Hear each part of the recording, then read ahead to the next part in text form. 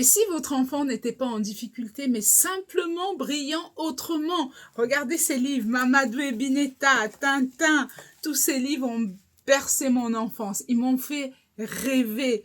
Ils m'ont forgé ma confiance en moi. Je me souviens, quand j'étais vraiment triste, je lisais les aventures de Heidi qui avait perdu ses parents et qui vivait avec son grand-père à la montagne. Ça me réconfortait parce que moi aussi j'avais quitté mes parents. J'avais aussi perdu mon père très très jeune. Et donc du coup, de me bercer dans ces histoires, ça me fortifiait. Et j'étais heureuse parce que je n'apprenais pas ça à l'école. J'avais l'impression d'être dans mon univers. J'ai appris la résilience, le courage, la confiance en soi, l'amour de soi. Et si l'école appelait faiblesse quelque chose qui était en réalité un super pouvoir pour votre enfant, personne n'a encore appris à le reconnaître.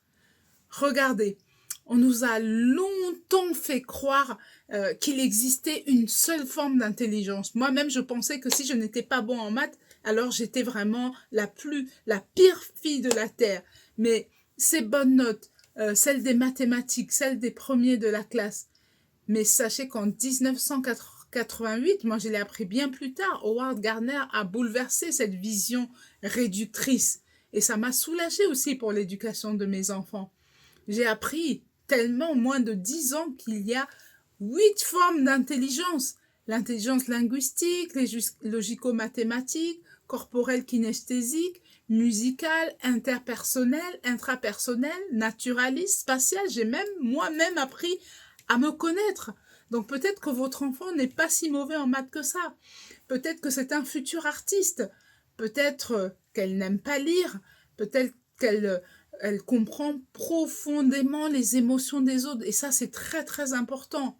Peut-être qu'il bouge tout le temps. Peut-être qu'il possède une intelligence corporelle exceptionnelle. Moi-même, mes enfants, on les a diagnostiqués super actifs. Et moi, je culpabilisais.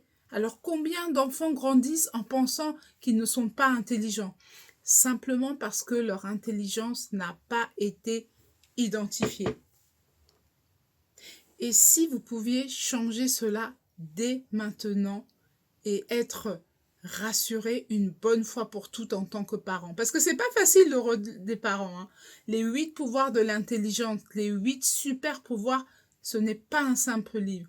C'est vraiment un outil pour comprendre le génie unique de votre enfant.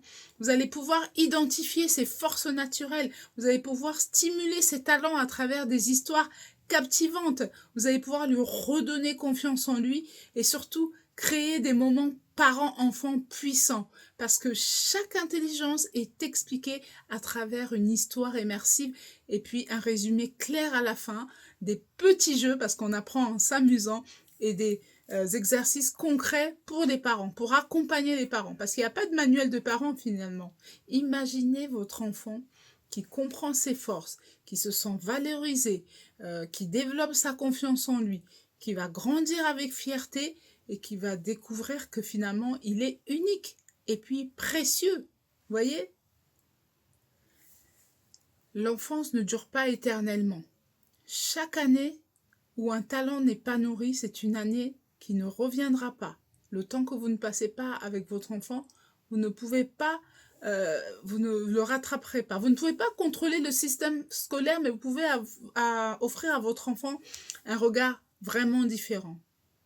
Offrez-lui la chance de découvrir ses super pouvoirs en cliquant sur le lien en dessous et téléchargez les 8 super pouvoirs de l'intelligence et devenez le parent qui révèle au lieu du parent qui compare. On a souvent tendance à comparer notre enfant aux autres. Votre enfant n'a pas besoin d'être comparé, il a besoin d'être compris.